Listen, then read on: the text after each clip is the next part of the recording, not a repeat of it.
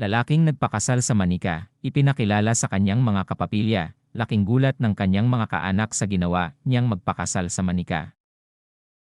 Si Zhu Fut, isang 40 anyos na lalaki mula sa Hong Kong, ay masayang engaged sa kanyang sex doll at tinanggap pa niya ang isang bata sa kanya. Hindi totoong bata, walang child abuse case dito, pero may baby doll silang magkasama. Nakatira siya kasama ang kanyang silicone girlfriend, isang life-size na manika na ginawa sa China, at talagang curious kami ng kanyang mga magulang tungkol sa kanilang mga pananaw sa kamag-anak ng kanyang anak. Napagtanto ni Zhu Fut na talagang naaakit siya sa makatotohanang mga manika sa halip na mahusay, tunay na mga tao, nang dumaan siya sa Causeway Bay, ang masiglang retail na puso ng Hong Kong, 10 taon na ang nakararaan. Ngunit, kailangan niyang maghintay ng mahabang panahon para mabili ang kanyang kasintahan. Sinabi niya, ang isang manika ay nagkakahalaga ng 80,000 yuan noong panahong iyon, kaya kinailangan kong iwaksi ang aking mga iniisip dahil hindi ko siya kayang bilhin.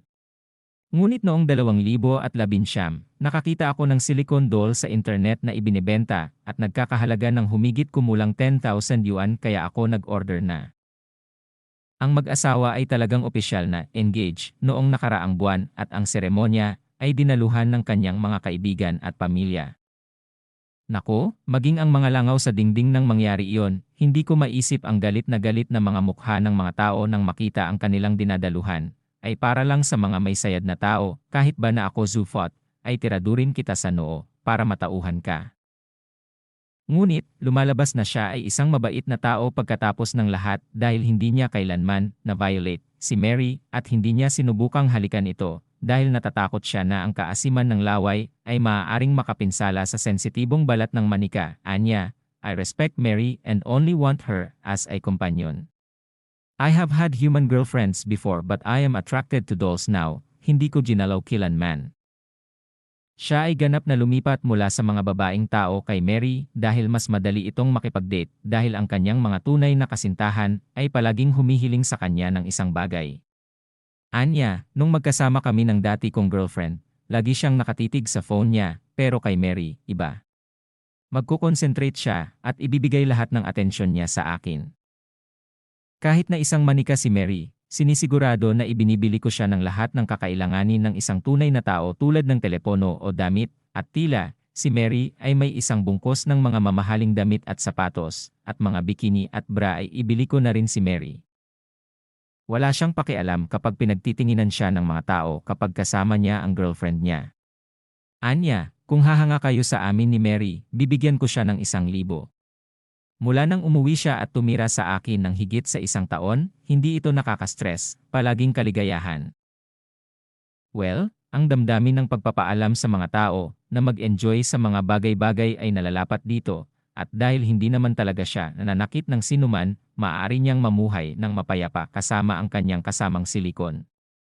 Ang babaeng transgender, 40, ang naging una sa Nepal na nagpakasal pagkatapos ng seremonya ng kasal sa 22 taong gulang na kasintahan.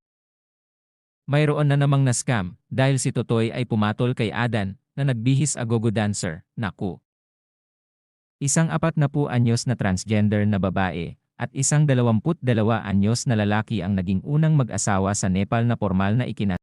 Totoy, bakit hindi mo napansin na magkaiba ang bulaklak ng kalatsutsi sa bulaklak ng sampagita, kahit pa magkasing bango ito? Ipinanganak at lumaki bilang isang batang lalaki sa kanayunan ng Nepal, hindi pinangarap ni Erica Bukol na balang araw ay magiging nobya siya, sasambahin, at tatanggapin bilang asawa at manugang. Ngunit nakagawa siya ng kasaysayan, naging unang transgender na tao sa Nepal na binigyan ng sertipiko ng kasal ng mga opisyal ng distrito, kahit na ang bansa ay walang formal na batas para sa naturang mga unyon. Si Erica Kanan, 40, ang naging unang transgender sa Nepal na binigyan ng marriage certificate ng mga opisyal ng distrito nang pakasalan niya ang 22 anyos na si Rowell Tungol Kaliwa noong Mayo, kahit na walang formal na batas ang Nepal para sa naturang mga unyon. Masaya kami at pakiramdam namin ay tinatanggap kami bilang mag-asawa, sabi ni Erica, na unang Nepali na nakakuha ng pasaporte na may O para sa Other Gender Designation noong 2015. Hindi ko pinangarap na balang araw ay magiging asawa ako ng iba na mamahalin ako bilang manugang. Sabi niya, lumaki si Erica sa isang liblib na nayon sa kanlurang Nepal bilang isang batang lalaki na tinatawag na Mario. At sinabing palagi siyang iba ang nararamdaman. Sa paaralan, gusto kong umupo kasama ang mga babae at nabighani ako sa pananamit ng mga babae, sabi niya.